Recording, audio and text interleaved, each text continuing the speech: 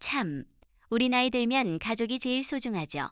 글쎄, 제가 오늘 여러분께 들려드릴 이야기는 제 평생의 이야기예요. 제 이름은 오미선이라고 해요. 올해 68이 되었네요. 평생 가족을 위해 헌신하며 살았어요. 자식들이 잘 되고 손주들이 건강하게 자라는 게 제일 큰 기쁨이었죠. 그런데 언제부턴가 마음에 작은 서운함이 생기기 시작했어요. 처음엔 나이 들어 예민해진 탓인가 했지만 그게 점점 커지더군요. 명절이나 가족 모임에서 아들 해철이와 며느리 지연이의 태도가 달라졌어요. 예전엔 며느리가 살갑게 다가와 안부를 묻고 제 손을 잡아주곤 했는데 어느새 눈도 잘 안 마주치고 대화에서도 저를 살짝 피하는 듯 했어요. 아들도 전화하면 예전처럼 길게 이야기하지 않고 엄마 바빠서 나중에 할게 라는 말만 붙이더군요. 명절에 모여 앉아 밥 먹을 때면 며느리는 자기 친정 이야기나 친구 이야기만 꺼내고 저는 그 자리에 없는 사람처럼 느껴졌어요. 가슴이 시큰거렸죠. 내가 뭘 잘못했나 밤새 고민도 했지만 직접 물어볼 용기는 안 났어요. 오해하면 분위기만 어색해질까 봐요. 그 서운함이 가장 크게 터진 날은 사랑하는 손주 건우의 첫 돌잔치였어요. 아, 정말 기다리고 기다렸던 날이었죠. 건우가 태어날 때 작고 연약했는데 이제 건강하게 1살이 된다니 감사한 마음뿐이었어요. 그날 아침 일찍 일어나 한복 새로 맞춰 입고 손주 선물 정성껏 포장하고 여보, 오늘 우리 손주 돌잔치네. 기대된다 하며 남편과 함께 설레는 마음으로 나섰어요. 며느리가 토요일 오후 2시에 청담동 행복한 집 레스토랑에서 한다고 했어요. 미리 오라고 하길래 의심 없이 뿌듯한 마음으로 갔죠. 그런데 막상 도착하니 조용하고 이상했어요. 행복한 집이라는 이름은 같지만 주소가 달랐어요. 아들에게 전화가 왔어요. 어머니, 저희 벌써 도착해서 사진 찍고 있어요. 왜 늦으세요? 동생 유미 가족도 아직 안 왔어요. 심장이 철렁 내려앉았죠. 황급히 주소 확인하고 택시 타고 갔는데 차는 꽉 막히고 속이 타들어갔어요. 며느리에게 전화해도 안 받고 겨우 아들과 통화해 올바른 곳을 찾았어요. 우여곡절 끝에 도착하니 이미 북적북적했어요. 건우는 예쁜 한복 입고 해맑게 웃고 있었지만 돌잡이는 끝나고 사진 촬영도 거의 마무리됐어요. 늦게 온 우리는 입구 근처에서 어정쩡하게 서 있었죠.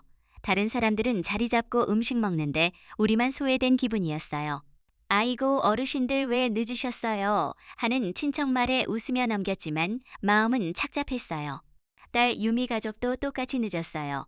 며느리가 장소를 제대로 안 알려준 탓이었죠. 그때 문득 이게 의도적인 건 아닐까 의심이 스쳤어요. 단순 실수라고 하기엔 너무 완벽하게 우리를 빼돌렸어요. 기념사진 한 장 제대로 못 찍고 즐거운 분위기 속에서 겉돌았죠. 그날 이후 서운함의 씨앗이 더 단단히 뿌리 내렸어요. 밤에 잠들면 그 장면이 떠올라 잠을 이룰 수 없었어요. 내가 며느리에게 미움 살만한 짓을 했나? 건우 돌봐주지 않아서 서운한가 고민했지만 답이 안 나왔어요. 건우 태어나자 며느리가 다시 손주 돌봐달라고 했어요. 눈빛과 말투에 당연히 해줘야 할 일처럼 기대가 느껴졌어요. 우리는 건강 안 좋고 나이 많아 너희가 직접 키우는 게 좋겠다고 했죠. 그래서 서운했나 싶었어요. 돌잔치 후 며느리를 만날 때마다 요즘 회사 바빠서 건우가 엄마 찾는데 미안해요. 어머님 건우가 할머니 좋아해요. 봐주시면 아이에게도 좋고 저도 마음 놓고 일할 수 있어요. 하며 제 마음을 흔들었어요. 갈등했어요. 손주 돌보는 건 기쁘지만 환갑 넘긴 나이에 쉬고 싶었어요. 무엇보다 그 당연함이 힘들었어요. 내가 더 뭘 해줘야 하나 밤새 고민했죠. 가족 모임에서 며느리가 또 바쁜 삶 강조했어요. 아침부터 밤늦게까지 일해 집에 오면 녹초해요. 집안일은커녕 밥도 제대로 못 챙겨요. 중소기업 격리 일하니 야근 이해는 가지만 그 다음 말이 문제였어요. 유미 언니처럼 집에서 아이만 돌보는 사람은 제 심정 이해 못할 거예요.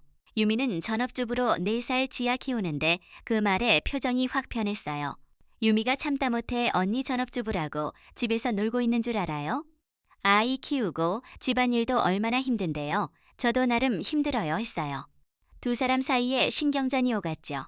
저는 숨도 제대로 못 쉬었어요. 며느리가 계산 빠른 사람구나 느꼈어요. 자신 유리하게 상황 몰아가며 유미 비난하고 저에게 부담 지우려 했어요. 결국 며느리가 정식으로 부탁했어요. 어머님, 건우 좀 봐주실 수 있어요? 매달 100만 원 생활비로 드릴게요. 몸은 힘들겠지만 손주 예쁘고 돈도 적지 않아 어차피 즐겁고 용돈 생기면 나쁘지 않겠네 해서 받아들였어요. 그렇게 건우 돌보기가 시작됐어요. 처음 몇 달은 행복했어요. 오랜만에 어린 손주와 함께하니 활기가 돌았죠. 건우재롱에 피곤하지만 웃음꽃 피웠어요. 하지만 시간이 지나 체력 부담이 커졌어요. 아이 돌보는 건 눈 뗄 틈 없이 고됐어요. 무릎 시큰거리고 온몸 쑤셨어요. 피로 쌓여 밤에 잠 못 이뤘어요. 더 힘든 건 며느리 태도였어요. 100만 원은 처음 2달만 주고 세 번째부터 감감무소식이었어요. 기다려봤지만 돈 얘기 꺼내지도 않더군요. 먼저 말하기 어색하고 민망했어요. 집안일까지 도맡아야 했어요. 며느리 늦게 퇴근 많아 남편이 가끔 청소, 설거지 도와주면 고맙다는 기색 없이 당연하게 받아들였어요. 매일 해주는 건 당연하고 시아버지 가끔 도와주는 것도 당연한가? 마음 씁쓸했어요. 밤늦게까지 아이 돌보고 집안일 하다 무릎 통증 심해지고 만성 피로에 얼굴이 초췌해졌어요. 왜 이렇게까지 하나 회의감 들었어요. 약속 돈 안 주면서 끝없는 희생 요구하는 며느리가 야속했어요.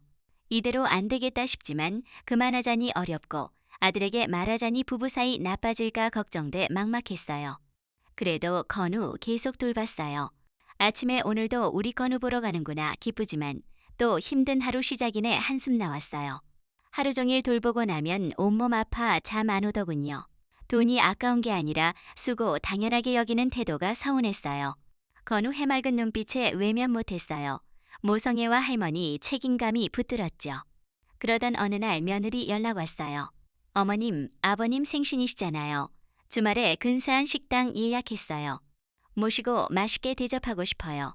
귀 의심했어요. 그동안 차가운 태도에 익숙해 이런 제안 오랜만이었죠. 혹시 제 힘든 마음 알아줬나 희망 피어났어요. 남편과 설레며 갔어요. 고급 한정식집에 정갈한 음식 나오고 며느리가 살갑게 웃으며 덜어주었어요. 어머님, 아버님 많이 드세요. 특별히 예약한 곳이에요. 아들도 분위기 띄우려 노력했어요. 역시 가족은 가족이지 서운함 있고 즐기려 했어요. 하지만 식사 끝나갈 무렵 며느리가 본론 꺼냈어요. 물 한 모금 마시고 미리 준비한 표정으로 어머님, 아버님, 오늘 대접하는 특별한 이유 있어요. 불길한 예감 들었어요. 건우 돌보는 것도 힘드실 텐데 제가 둘째 임신했어요. 출산 후 둘째도 봐주실 수 있어요? 원래 건우 잘 봐주시니까 머릿속 멍해졌어요. 건우 하나도 힘든데 신생아까지 믿기지 않았어요. 남편도 당황했어요. 며느리는 아랑곳 없이 어머님 혼자 힘드시면 건우는 컸으니 아버님 챙겨주시고 건우는 어린이집 보내니 동생도 번갈아 봐주세요. 유미 언니는 전업주부라 필요 없지만 전 어쩔 수 없잖아요. 어머님 아버님 건강하시니 가능할 거예요. 논리적으로 압박했어요. 공기 차갑게 얼어붙었어요. 계산적이고 이기적인 면모 다시 보였어요. 아들은 겸연쩍게 듣기만 했어요. 배신감과 분노 치밀었어요. 내가 이렇게 희생했는데 내 삶까지 바치라는 거냐. 남편이 조용히 단호하게 무슨 말을 그렇게 쉽게 하니. 우리 나이 70 넘었단다. 건우 하나 돌보는 것도 힘들어하는데 모르니? 우리는 보육기관 아니야. 자식 키우는 건 부모 몫이야. 더 이상 못해. 며느리 웃음기 사라지고 당황했어요. 아들이 여보 그만해. 아버님 말씀 맞아 했어요. 남편 말에 위로됐고 억눌린 서운함 터졌어요. 초대한 진짜 이유 알았어요. 우리를 손주 돌봄 도구로만 여겼어요. 그날 후 며느리 행동 하나하나 석연치 않았어요. 특히 돌잔치 일이 떠올랐어요. 정말 실수였을까? 같은 이름 레스토랑이 청담동과 서초구에 있는데 몰랐을까? 유미 가족도 헤맸어요. 실수면 한 사람에게는 정확히 알려줬어야죠. 시댁만 잘못된 곳으로 갔어요. 일부러 소름 돋았어요. 아들 목소리 왜 늦으세요? 다시 맴돌았어요. 늦게 온 우리는 준비성 없는 시부모로 낙인 찍혔죠. 며느리가 주소 다르게 알려 일부러 늦게 오게 해 참여 못하게 한 의도였을지도 모른다는 생각 들었어요. 우리를 통제하고 우위 과시하려 했어요. 불신으로 변했어요. 우연히 며느리 속마음 알게 됐어요. 건우와 놀이터 갔다 돌아와 다리 아파 계단에 앉아 쉬는데 건우가 먼저 들어가 문 안 닫아 거실 대화 들렸어요. 여보, 어머님이 힘들어하시는 것 같아. 건우 돌보는 것도 버거운데 둘째까지 너무 심한 거 아니야? 아들 걱정스러운 목소리. 며느리가 뭐가 심해? 어머님 그 정도는 해주셔야지. 그리고 솔직히 돌잔치 때 내가 일부러 장소 다르게 알려줬잖아. 심장 멈춘 듯 했어요. 그래야 어머님이 늦게 오셔서 참여 못하고 준비성 없는 시부모 소문나서 길들이기 쉽지. 어머님은 실수 생각하실 텐데 다 계획이었어. 소름 돋고 등 서늘했어요. 의심이 진실로 펼쳐졌어요. 아들은 아무 말 안 하고 듣기만 했어요. 분노와 배신감 지배했어요. 더 참을 수 없어 성큼 들어가 지연아, 지금 뭐라고 했니? 나를 길들이기 위해 돌잔치 장소 일부러 다르게 알려줬다고? 내가 너희 위해 어떤 마음으로 살았는데 이용하고 기만할 수 있니? 며느리 얼굴 새하얗게 질려 어머님 오해예요. 더듬었지만 이미 들었어요. 오해라고 똑똑히 들었는데 너 나를 어떻게 본 거니? 억눌린 감정 터졌어요. 며느리도 노려보며 어머님 지금 뭐라고 하셨어요? 너야말로 무슨 말 하는 거니?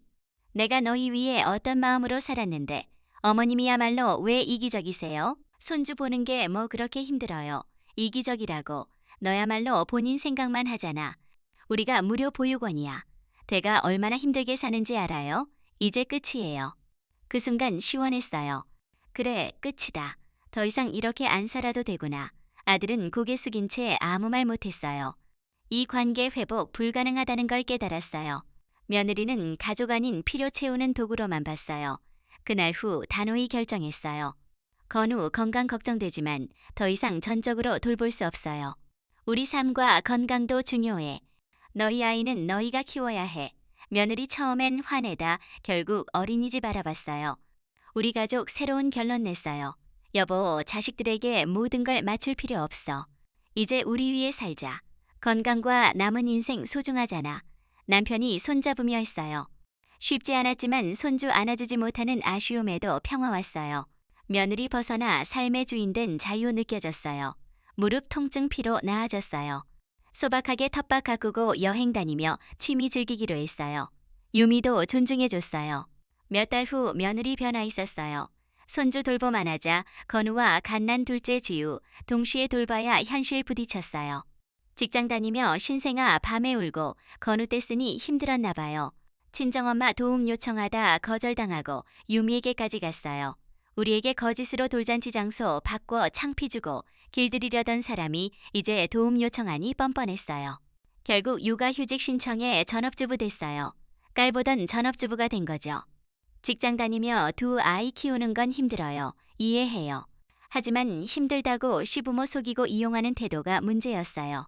그제서야 우리 도움 얼마나 컸고 전업주부 일이 얼마나 힘든지 알았나 봐요. 우리는 급할 때만 도와줘요. 정말 아프거나 급한 일이에요. 며느리 해온 일 생각하면 다시 보기 싫지만 손주 걱정돼 참고 가끔 도와줘요. 며느리 이제 당연한 태도 안 보여요. 급할 때 조심스럽게 부탁하고 고맙다고 제대로 해요. 매일 12시간 돌봐달라. 집안일 다 해달라 요구는 안 받아요. 우리도 사람이고 건강 삶 소중하다는 걸 알아야 해요. 아들도 아내 힘들어하는 거 보고 늦게 깨달았나 봐요. 어머니 그동안 죄송했습니다. 우리 수고 당연하게 생각했네요. 지연이도 반성해요.